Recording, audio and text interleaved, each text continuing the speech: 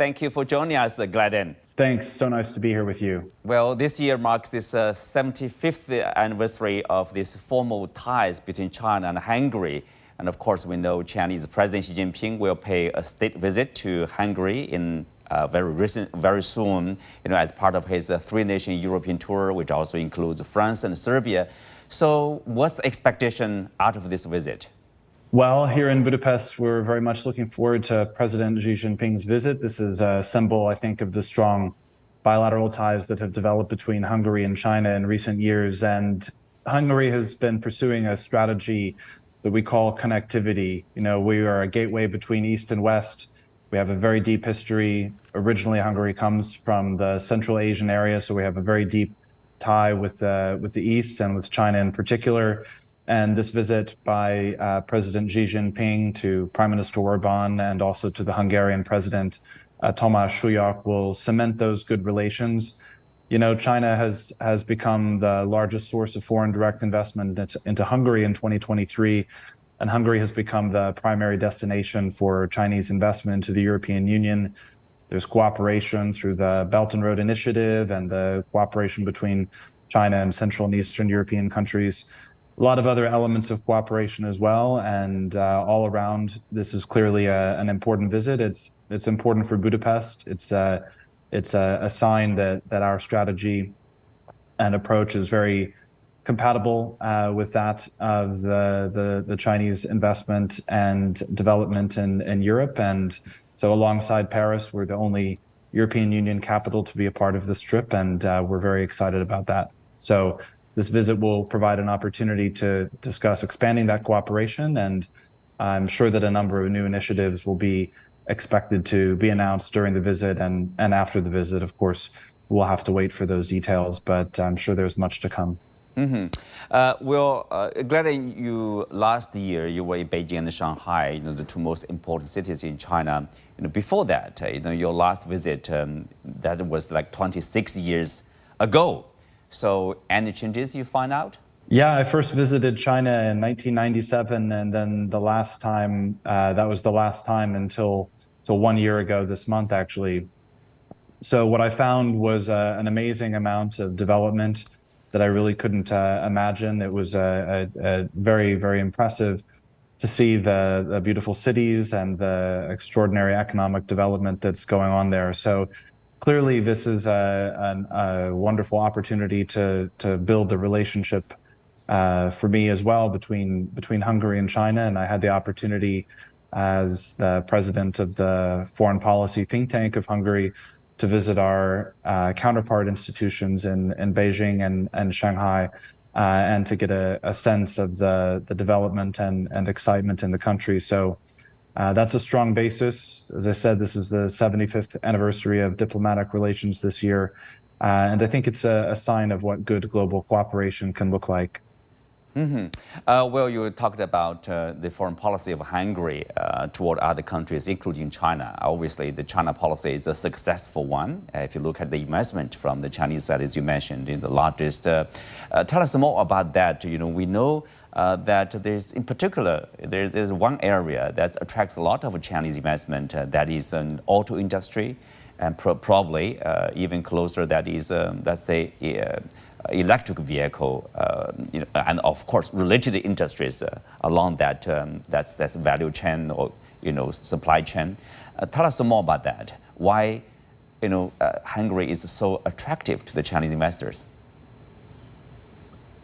Well, you're exactly right. This is a key area of Hungary's goal of reindustrialization and economic development. The automobile industry is very strong in Hungary. A lot of the German car manufacturers are producing their engines and other automobile parts here. That really depends on the other side, on the input side, on raw materials from the Far East and from China in particular. We've decided to leverage that connection here in Hungary in a number of other ways. So with the green transition and the growth of electric vehicles and battery production, it seemed logical to Hungarian decision makers to expand the cooperation in that area in particular. So there have been a number of announcements in this area all over Hungary, from the eastern part of Hungary in Debrecen, where the CATL battery factory will take shape, to the southern city of Szeged, where BYD selected Hungary as the first European destination for in Europe manufacturing of electric vehicles. So there are a lot of other related areas. Of course, logistics itself, transportation are necessary background elements for this kind of accented and improved economic and business cooperation.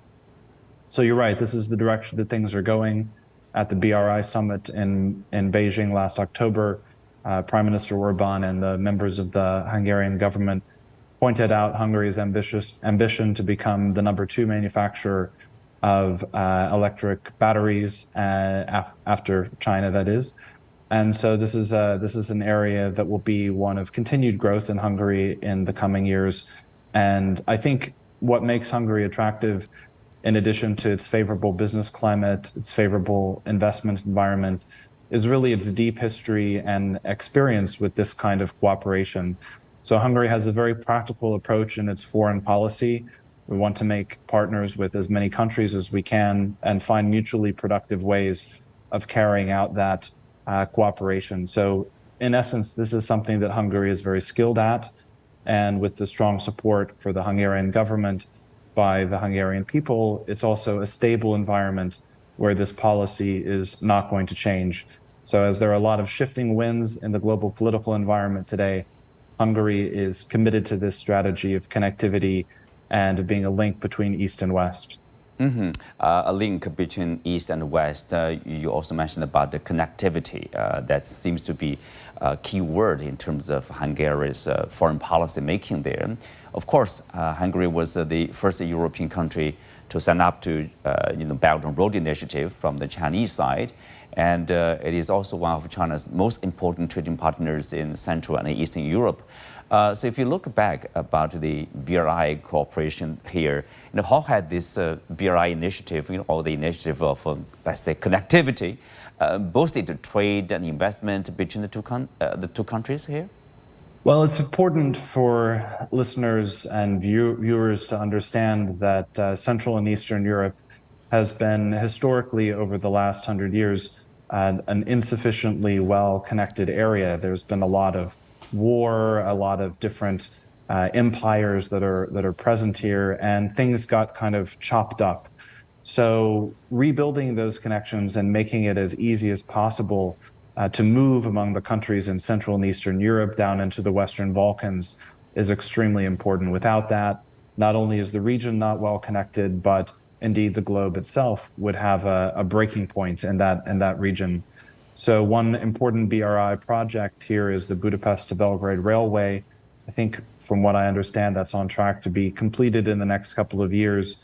Once that's in place, it's not only helpful for regional logistics and for the growth of business between Budapest and Belgrade, but it even supports the green goals of Europe, because with more traffic going along the rail route rather than on the roads, there will also be an environmental improvement.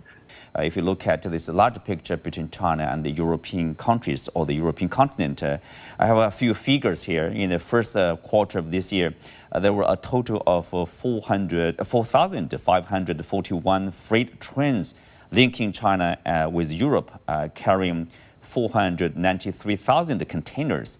If you look at these numbers, that represent a year-on-year increase of 9% and 10% respectively. Of course, people would ask, what does this say about China and Europe trade ties? Given what's happening actually in the Red Sea, disruption of global cargo transportation, for example.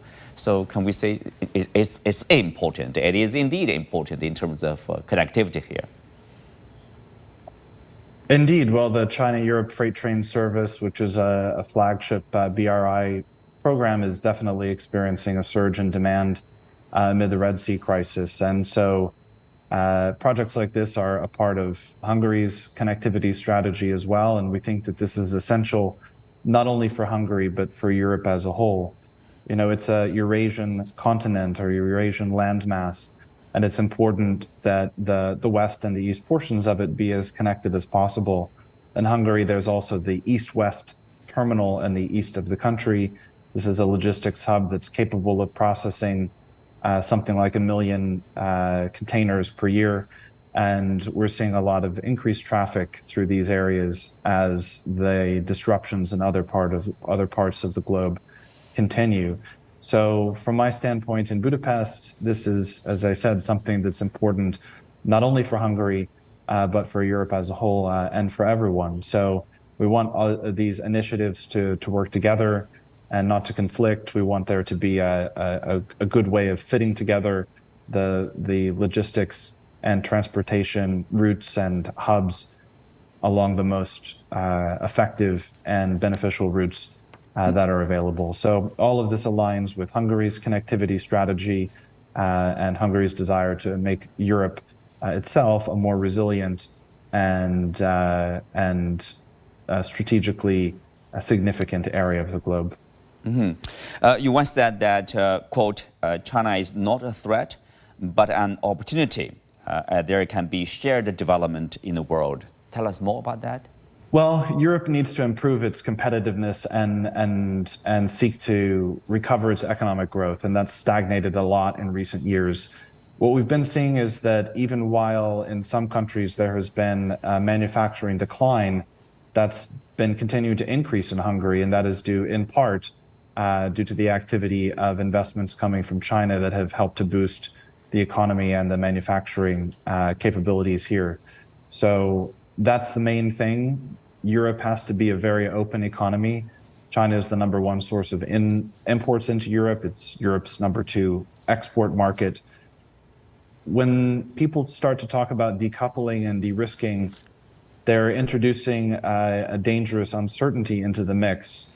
As our foreign minister, Peter Szijjártó, is fond of saying, the real risk is de-risking, trying to pull the world economy apart rather than to seek to find more effective and mutually beneficial ways of collaborating is dangerous and would lead to an increase in inflation, a further decline in competitiveness, and an increase in geopolitical risk, particularly because of Hungary's location, its history, its sensitivity on these areas, and its good experience of what having an open and connected economy is like.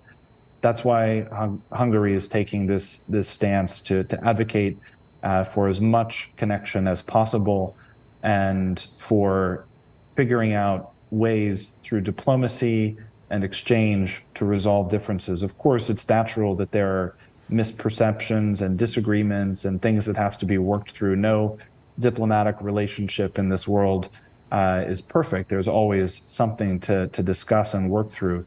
But the goal has to be to use that process to increase the connections and not to decrease them. And so that's what we're standing for in Hungary. And we think that the results, which have been, you could say, counter-cyclical here, as there have been declines elsewhere, things are still continuing to improve in Hungary. We think the evidence of that speaks for itself. Thank you, Gladden. Thank you for speaking with us. With that, we come to the end of today's discussion. Many thanks to our guests. You can also find us on the CGTN app on YouTube. I'm Xu Qinduo. Thanks for being with us. See you next time.